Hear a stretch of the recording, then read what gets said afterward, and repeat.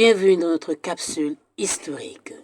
Aujourd'hui, nous allons parler du Gabon et l'Église dans les années 40.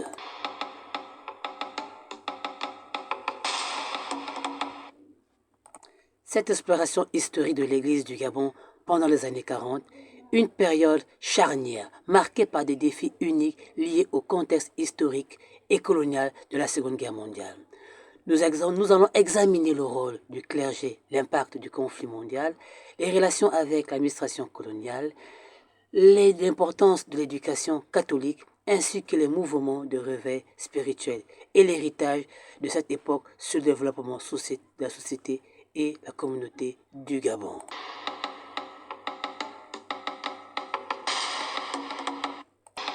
Le clergé et les missions catholiques au Gabon.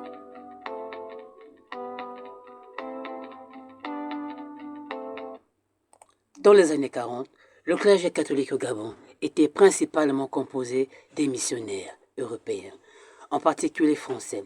Ces missionnaires jouaient un rôle central dans la propagande et la foi catholique dans l'établissement de nouvelles missions à travers le pays.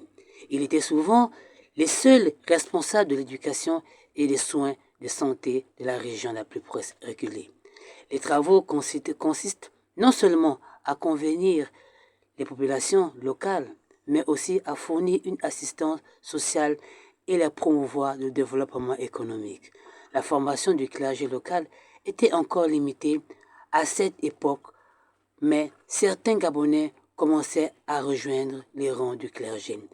Préparation ainsi le terrain pour une plus grande autonomie de l'Église catholique dans les décennies à suivre. La mission catholique était bien plus que de lieu de culte. Elle était le centre de la vie communautaire, où les populations locales pouvaient trouver refuge, éducation et soins médicaux.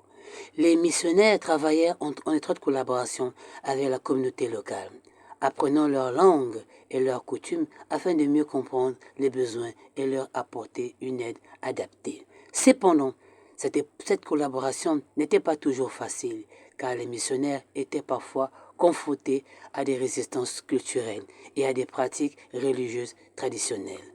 Malgré ces défis, les missionnaires catholiques ont joué un rôle essentiel dans le développement du Gabon et ont contribué à façonner son identité culturelle spirituelle.